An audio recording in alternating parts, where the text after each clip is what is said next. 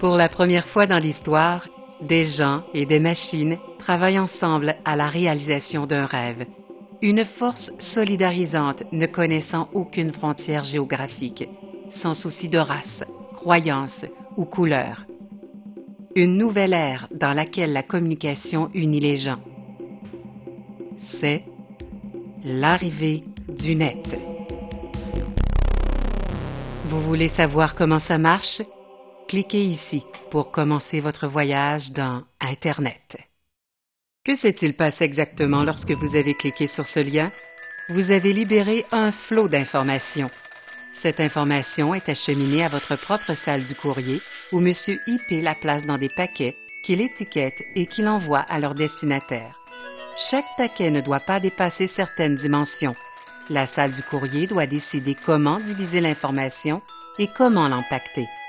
Le paquet IP a maintenant besoin d'une étiquette contenant des informations importantes comme l'adresse de l'expéditeur, l'adresse du destinataire et le type du paquet.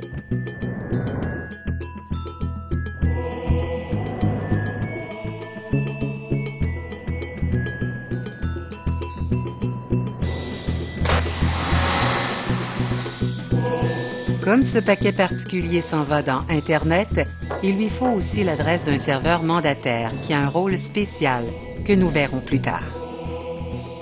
Le paquet est maintenant envoyé sur votre réseau local. Ce réseau est utilisé pour connecter tous les ordinateurs, routeurs, imprimantes et autres machines du réseau local et permettre un échange d'informations au sein des murs physiques de l'immeuble. Le réseau local est un endroit très peu contrôlé et, malheureusement, des accidents arrivent.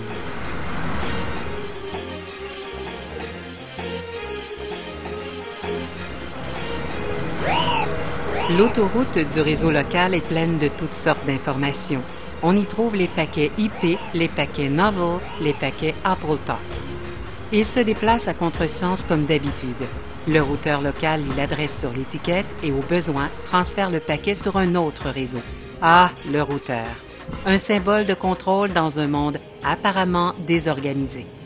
Oops, sorry about that. Oh, let's go with this one here, this one here. Oh, this moves here, this one goes here. I don't like this one. Let's go with this one. Let's go here. Oh, a little one goes left. Let's go with this one here. Another channel here. Let's put that one here. Tiens, le voilà. Systématique, indifférent, méthodique, conservateur et parfois pas tout à fait à la hauteur.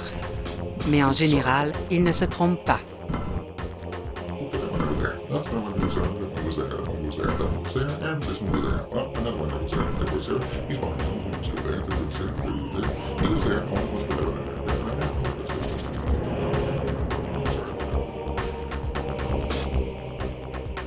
En quittant le routeur, les paquets se dirigent vers l'intranet de votre entreprise et vont droit au commutateur du routeur.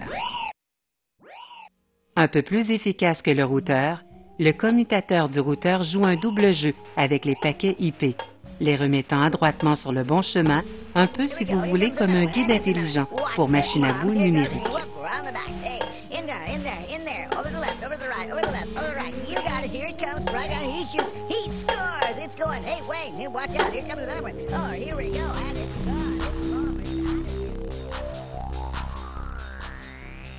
Lorsque les paquets arrivent à destination, ils sont ramassés par l'interface du réseau, prêts à être acheminés au niveau supérieur, c'est-à-dire chez le mandataire.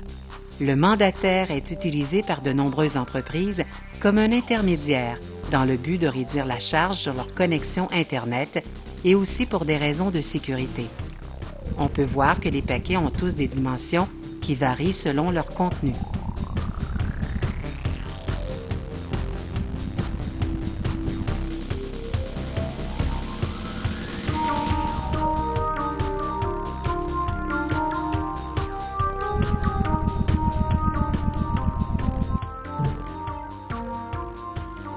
Le mandataire ouvre le paquet et il cherche l'adresse web ou URL. Si l'adresse est acceptée, le paquet poursuit sa route vers Internet.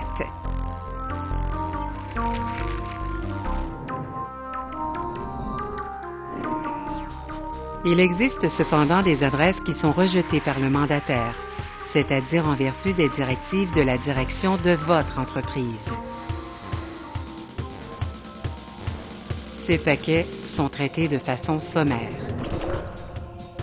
Nous n'allons pas toucher à cela. Par contre, si l'adresse est acceptée, le paquet reprend sa route.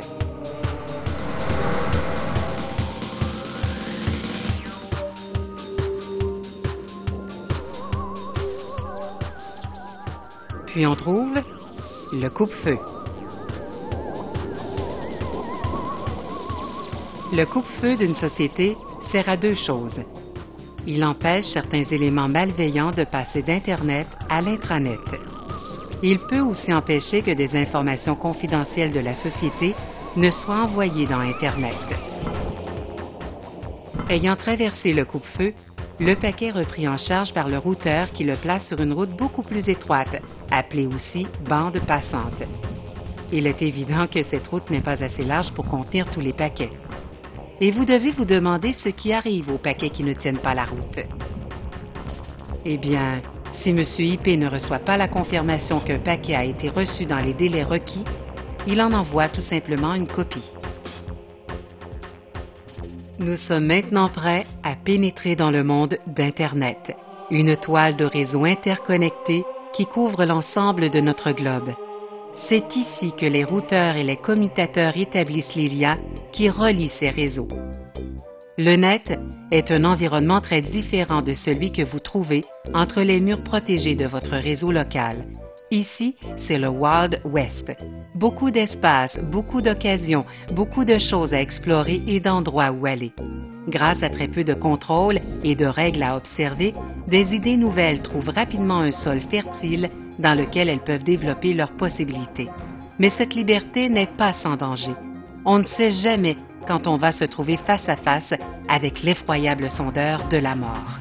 Une version spéciale d'un sondeur normal qu'un imbécile a conçu pour mettre la pagaille chez des autres qui ne se méfient pas. Nos paquets voyagent en empruntant divers moyens de transport comme les satellites, les lignes téléphoniques, les transmissions sans fil et même les câbles transocéaniques. Ils ne prennent pas toujours le chemin le plus rapide ou le plus court, mais ils arrivent éventuellement à destination. Enfin, presque tout le temps. C'est pourquoi Internet veut aussi dire prendre son mal en patience. Mais lorsque tout va bien, alors on peut faire 5 fois le tour du monde le temps de le dire, littéralement. Et tout cela au prix d'un appel local et même moins. En fin de parcours, nous allons découvrir un autre coupe-feu. Selon votre perspective en tant que paquet de données, le coupe-feu peut être soit un bastion de sécurité, soit un adversaire dangereux. Tout dépend du camp auquel vous appartenez et de vos intentions. Le coupe-feu a été conçu pour ne laisser passer que les paquets qui répondent à ces critères. Ce coupe-feu fonctionne sur les ports 80 et 25. Toute tentative d'entrer par d'autres ports est vouée à l'échec.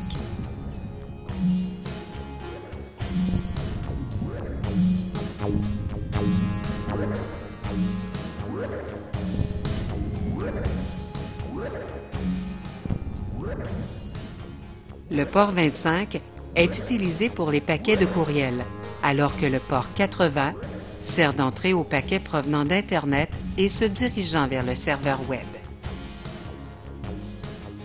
À l'intérieur du coupe-feu, les paquets sont inspectés plus attentivement. Certains paquets passent vite à la douane, pendant que d'autres ont l'air un peu plus douteux. L'officier du coupe-feu ne se laisse pas tromper facilement, comme lorsque ce paquet sondeur de la mort essaie de se faire passer pour un paquet sondeur normal. It's okay, go on. It's okay. No problem. Have a nice day. Be out of here. Bye. Pour tous les paquets qui ont eu la chance de survivre jusque-là, le voyage touche à sa fin. Il ne leur reste plus qu'à s'aligner sur l'interface pour se voir transportés dans le serveur Web. De nos jours, un serveur Web peut fonctionner sur divers appareils, allant de l'ordinateur central à une webcam, en passant bien sûr par l'ordinateur de bureau. Et pourquoi pas votre réfrigérateur? Bien configuré, il pourra vous dire si vous avez les ingrédients nécessaires pour faire un poulet chasseur ou si vous devez aller les acheter. Rappelez-vous qu'avec l'arrivée du net, presque tout devient possible. Un par un, les paquets sont reçus, ouverts et déballés. L'information qu'il contenait, c'est-à-dire votre requête d'information, est envoyée à l'application du serveur web.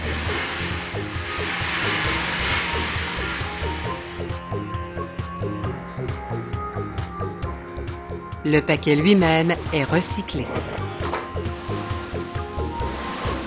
Prêt à être utilisé une nouvelle fois, rempli de toute l'information que vous avez demandée. Adressé et remis sur le chemin du retour vers vous. De nouveau à travers le coupe-feu, les routeurs et Internet.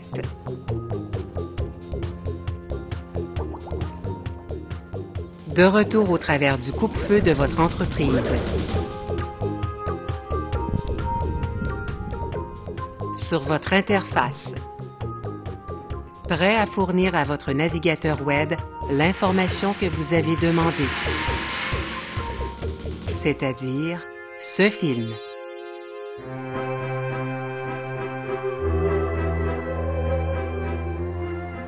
Heureux des efforts accomplis et ayant confiance en un monde meilleur, nos paquets de données chevauchent heureux vers le coucher de soleil d'une nouvelle journée, sachant qu'ils ont bien servi leur maître. N'est-ce pas là un bel épilogue?